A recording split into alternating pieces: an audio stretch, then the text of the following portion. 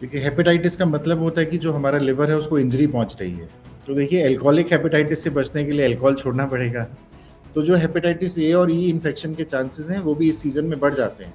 तो हेपेटाइटिस का क्योर तो पॉसिबल है और क्योर हो भी जाता है। अगर हम अपने अल्कोहल इंटेक को लिमिटेड रखेंगे, सिर्फ सोशल ड्रिंकिंग तक लिमिट रखेंगे, तो हम अल्कोहलिक हेपेटाइटिस से भी बच सकते हैं। जो इस भी मरीज को हेपेटाइटिस होगा, उसके सबसे पहले लक्षण होंगे कि उसको भूख नहीं लगेगी, उसका खाना खाने का मन नहीं करेगा, और थोड़ा एडवांस स्टेज हेपेटाइटिस होगा तो उनको जॉन्डिस भी होगा, पीलिया जिसको बोलते हैं हम, और बदन पे बहुत सारी खुजली रहने लगेगी। देखिए, अगर हमने हेपेटाइटिस को चेक नहीं रखा और बहुत आगे तक चला गया तो उससे लिवर फेलियर भी हो जाता है, जिसको हम सिरोसिस या क्रॉनिक लिवर डिजीज बोलते हैं। नमस्कार, प्रणाम। मैं आदित्य गर्ग, आप देख रहे हैं रिपोर्टर जी। आज हम बात करेंगे हेपेटाइटिस के बारे में। आज हम बात करेंगे डॉक्टर अंकुर गर्ग से हेपेटाइटिस के लक्षण, बचाव और निराकरण के बारे में। तो हमारे साथ जुड़ गए हैं डॉक्टर अंकुर गर्ग जी। आज हम इनसे हेपेटाइटिस पे बात करेंगे, कुछ सवाल करेंगे इनसे जो हमारे दर्शकों को सुनना जरूरी है कि हेपेटाइटिस में क्या होता है, क्या लक्षण होते हैं। आज हम इन सारे बातों पर बात करेंगे डॉक्टर अंकुर गर्ग से। तो सर, हमारा पहला सवाल है कि हेपेटाइटिस के मुख्य कारण क्या हैं? किस कारणों की वजह से हेपेटाइटिस होता है? देखिए, हेपेटाइटिस का मतलब होता है कि जो हमारा लिवर है उसको इंजरी पहुंच रही है। ठीक है, तो किसी भी कारण से होती है। इसके मुख्य कारण है अल्कोहल इंटेक या हेपेटाइटिस वायरस इन्फेक्शंस। 5 तरह के हेपेटाइटिस वायरस होते हैं, ए, बी, सी, डी और ई। और एक फैटी लिवर है, जो कि आजकल हम बहुत ही कॉमन टर्म्स सुनते हैं। अगर फैटी लिवर को भी अनचेक्ड रखा जाए तो फैटी लिवर रिलेटेड हेपेटाइटिस भी होता है। और इसके अलावा बहुत सारी और बीमारियों में, जैसे कि टाइफॉइड है, डेंगू है, या बहुत सारी और क्रिटिकल इलनेसेस हैं, उसमें भी हेपेटाइटिस हो सकता है। एंड इन मेन कारण के बाद एक ड्रग इंड्यूस्ड लिवर हेपेटाइटिस और बहुत एक कॉमन कंडीशन है, जो बहुत सारी ड्रग्स से हो सकता है। ड्रग्स का मतलब एडिक्शन वाली ड्रग्स की बात नहीं कर रहा हूँ मैं, बहुत सारी मेडिसिन ड्रग्स के साइड इफेक्ट्स भी हो सकते हैं हेपेटाइटिस के लिए। तो डॉक्टर साहब, अगर किसी मरीज को हेपेटाइटिस हो जाता है तो उस मरीज को उस लक्षण के बारे में कैसे पता चलेगा कि उसे हेपेटाइटिस हो गया है? तो देखिए, बिकॉज हेपेटाइटिस के जो मेन लक्षण हैं, ऐसा नहीं है कि बिल्कुल उसी ऑर्डर में होंगे, लेकिन जॉन्डिस होना, आंखों के स्किन का पीला दिखना, खुजली होना, भूख नहीं लगना और उल्टी जैसे लगना, ये एक बहुत ही क्लासिकल सिम्टम होते हैं किसी भी हेपेटाइटिस पेशेंट के। तो हेपेटाइटिस किसी भी कारण से हो, अगर सीवियर हेपेटाइटिस है तो ये जो 4-5 लक्षण है बहुत प्राइमरी और सेंट्रल लक्षण हैं हेपेटाइटिस। जी। और डॉक्टर साहब, हेपेटाइटिस कितने प्रकार के होते हैं और इस प्रकार में कौन सा वो प्रकार है जो सबसे ज्यादा खतरनाक है? तो देखिए, जैसे कि मैंने पहले भी बताया कि हेपेटाइटिस तो बहुत कारण से हो सकता है। जो आप प्रकार पूछ रहे हैं शायद वो हेपेटाइटिस वायरस रिलेटेड प्रकार पूछ रहे हैं। तो उसमें से ए, बी, सी, डी और ई वायरसेस हैं, 5 तरह के वायरस होते हैं। उसमें से हेपेटाइटिस ए और ई जो है वो नॉर्मली फूड बॉर्न या वाटर बॉर्न इन्फेक्शंस हैं, और 99% केसेस में अपने आप से ठीक भी हो जाती हैं। 10 से 15 दिन के बाद पेशेंट्स को जॉन्डिस रहता है, लेकिन फिर ठीक हो जाता है। वेयर अगर हम हेपेटाइटिस बी और सी की बात करें तो ये है जो दोनों खतरनाक हेपेटाइटिस हैं। ये दोनों ब्लड बॉर्न इन्फेक्शंस हैं, ब्लड के कारण ब्लड ट्रांसफ्यूजन या शेयरिंग ऑफ सिरिंजेस या अनसेफ सेक्सुअल प्रैक्टिसेस के थ्रू हमें हो सकते हैं ये। और ये वायरस अगर एक बार किसी को हो जाए तो ये क्योर नहीं होते हैं, ये जिंदगी भर उनको हेपेटाइटिस करते रहेंगे धीरे धीरे धीरे। और यही दो वायरसेस हैं जो मोस्ट कॉमन कॉज हैं 10 से 15 साल बाद लिवर फेलियर या सिरोसिस करने का कारण है। तो मेनली ये हेपेटाइटिस के प्रकार हैं। हेपेटाइटिस बी के लिए तो वैक्सीनेशन अवेलेबल है, तो सबको वैक्सीन लगवाना चाहिए हेपेटाइटिस बी के लिए। तो हेपेटाइटिस से बचाव के लिए रोगियों को या फिर जो लोग हैं उनको बचने के लिए कैसी सावधानियां बरतनी चाहिए? क्या करना चाहिए और क्या नहीं करना चाहिए डॉक्टर साहब? तो देखिए, एल्कोहलिक हेपेटाइटिस से बचने के लिए अल्कोहल छोड़ना पड़ेगा। हेपेटाइटिस वायरसेस के बारे में हमने ऑलरेडी बात की है कि ए और ई जो हैं वो सिर्फ अगर हम ठीक से साफ सुथरा पानी नहीं पी रहे हैं या कंटामिनेटेड फूड ले रहे हो तभी हो रहा है। तो हमें वो ध्यान रखना है कि हम खाना कहाँ से खा रहे हैं, पानी किस सोर्स से कंज्यूम कर रहे हैं। हेपेटाइटिस बी के लिए हम सबको वैक्सीनेशन लगानी चाहिए। अब वो WHO रिजीम में है और सब बच्चों को लग भी जाती है, लेकिन जो हम बड़े लोग हैं शायद हमें नहीं लगी हो तो हमें लगवानी चाहिए। तो डॉक्टर साहब, किस तरीके का भोजन हेपेटाइटिस बी से बचने के लिए करना चाहिए और किस तरीके का भोजन करने से हेपेटाइटिस हो सकता है? नहीं नहीं, भोजन करने से हेपेटाइटिस नहीं हो रहा है। सो हेपेटाइटिस ए और ई भी वायरस इन्फेक्शन है। अगर मैंने गंदा पानी पिया, जैसे हमारा पेट खराब होता है कंटामिनेटेड पानी जी पीने से, ऐसी हेपेटाइटिस ए और ई वायरस इन्फेक्शन है जो हमें हो सकती है। जी तो जी। वो मेरा मतलब था कि हेपेटाइटिस ए और ई बचने से अगर हम अपना साफ सुथरा वाटर इंटेक और खाना इंटेक कर लें तो नॉर्मली हमें वो इन्फेक्शन नहीं होंगी। तीसरा हेपेटाइटिस है जो फैटी लिवर रिलेटेड है, ये हमारे लाइफस्टाइल और डाइट से रिलेटेड है। अगर हम अपना age appropriate physical activity continue रखते हैं, अपनी बैलेंस डाइट रखते हैं, तो हमें फैटी लिवर नहीं होगा, तो हमें नॉन एल्कोहलिक स्टेटोहेपेटाइटिस या फैटी लिवर रिलेटेड हेपेटाइटिस से बच सकते हैं। तो यही मेन प्रिवेंशन है हेपेटाइटिस के। और मार्केट में डॉक्टर साहब कई तरीके की दवाई हेपेटाइटिस के लिए है, क्या ये दवाई या फिर इंजेक्शन कारगर है हेपेटाइटिस में, या फिर जीवन शैली में कुछ बदलने से भी ठीक हो सकता है? देखिए, हेपेटाइटिस का ट्रीटमेंट डिपेंड करता है कि हमें हेपेटाइटिस किस कारण से है। हमने ऑलरेडी बताया कि मेन 5-6 कारण हैं जिनकी वजह से हेपेटाइटिस हो सकता है। तो एज सच कोई स्पेसिफिक मेडिसिन नहीं है जो हेपेटाइटिस को ट्रीट कर सकती है।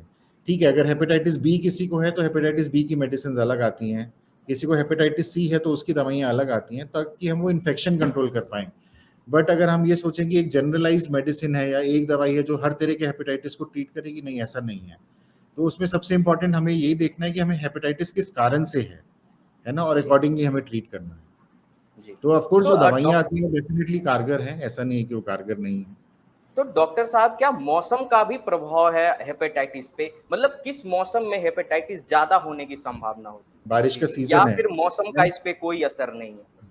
मौसम का देखिए ऐसा असर नहीं है, बट जो रेनी सीजन होता है, हम सबको मालूम है कि पेट खराब होना, contamination of water, contamination of food, वो सब इस सीजन में बढ़ जाता है। तो जो हेपेटाइटिस ए और ई इन्फेक्शन के चांसेस हैं वो भी इस सीजन में बढ़ जाते हैं। बट अदरवाइज मौसम का ऐसा हेपेटाइटिस से कोई रिलेशनशिप नहीं है। तो डॉक्टर साहब, हेपेटाइटिस के जो मरीज हैं, उसको किस तरीके से उस मरीज को की देखभाल की जाए?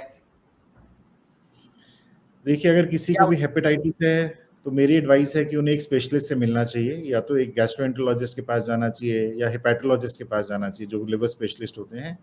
And most of the times हमारी प्रॉब्लम शायद वहीं तक सीमित होती है कि हमें आइडेंटिफाई करना है कि हेपेटाइटिस का कारण क्या है।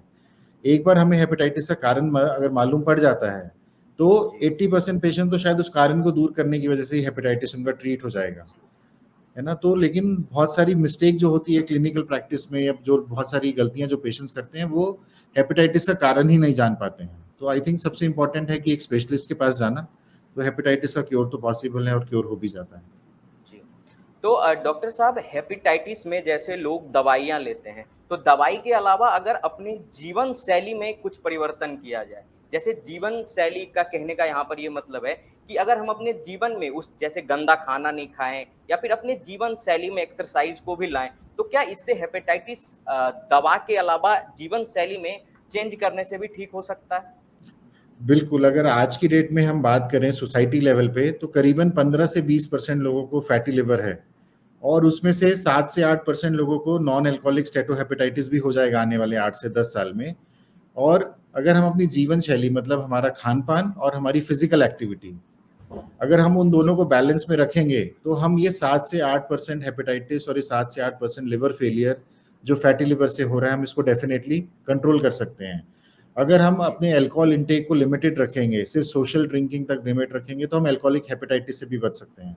तो बिल्कुल जीवन शैली बदलाव बहुत एक इम्पॉर्टेंट रोल है हमारे लिवर को रिकवर करने का, तो इसमें कोई डाउट नहीं है। जी। और ये एक सवाल है कि दर्शकों को, जिस रोगियों को पता नहीं चलता है कि जैसे हेपेटाइटिस किसी रोगी को हो गया है, तो उस रोगी में कौन-कौन से लक्षण आएँगे ताकि उनको ये चीज़ लगे कि मुझे हेपेटाइटिस हो गया है, मुझे डॉक्टर के पास जाना चाहिए? ये मैंने पहले भी बताया कि जिस भी मरीज को हेपेटाइटिस होगा, उसके सबसे पहले लक्षण होंगे कि उसको भूख नहीं लगेगी, उसका खाना खाने का मन नहीं करेगा, और थोड़ा एडवांस स्टेज हेपेटाइटिस होगा तो उनको जॉन्डिस भी होगा, पीलिया जिसको बोलते हैं हम, और बदन पे बहुत सारी खुजली रहने लगेगी, है ना। और जो हमारे स्टूल है उसका कलर चेंज हो जाता है, येलो कलर की जगह व्हाइट मोशन आने शुरू हो जाते हैं। तो ये बहुत कॉमन सिम्टम्स है। अगर तो जैसे जैसे हेपेटाइटिस का स्टेज बढ़ता चला जाएगा, ये सिम्टम्स भी बढ़ते चले जाएंगे। तो अगर किसी का हेपेटाइटिस स्टेज बहुत अपर लेवल स्टेज का चला गया है और उसको इस बात का पता नहीं है कि उसको हेपेटाइटिस उस रोगी को हो गया है, तो इसमें खतरा किस लेवल तक होता है? मतलब कि उस रोगी की जान भी जा सकती है? देखिए, अगर हमने हेपेटाइटिस को चेक नहीं रखा और बहुत आगे तक चला गया, तो उससे लिवर फेलियर भी हो जाता है, जिसको हम सिरोसिस या क्रॉनिक लिवर डिजीज बोलते हैं। और जी। उस कंडीशन में अगर किसी पेशेंट को सिरोसिस हो गया, तो मेडिकल मैनेजमेंट पॉसिबल नहीं है। उस स्टेज पे जाके पेशेंट्स को लिवर ट्रांसप्लांट ही कराना पड़ता है। और अगर हम लिवर ट्रांसप्लांट नहीं कराते हैं उस स्टेज पे जाके भी, तो लाइफ बहुत ज़्यादा, ऑफ कोर्स लाइफ को खतरा है। तो ऑफ कोर्स अगर हम हेपेटाइटिस को अनचेक्ड रखेंगे तो एक ना एक दिन जाके तो वो लिवर फेलियर में बदल ही जाएगा। जी, तो आप हमारे दर्शक को कुछ कहना चाहेंगे हेपेटाइटिस के बारे में कि क्या वो कंसर्न तो लें इस चीज को? यस, तो इस हेपेटाइटिस और इस हेपेटाइटिस डे के ओकेजन पे मैं इतना ज़रूर कहना चाहूँगा दर्शकों को कि हमें अपना अल्कोहल इंटेक बिल्कुल लिमिट रखना चाहिए।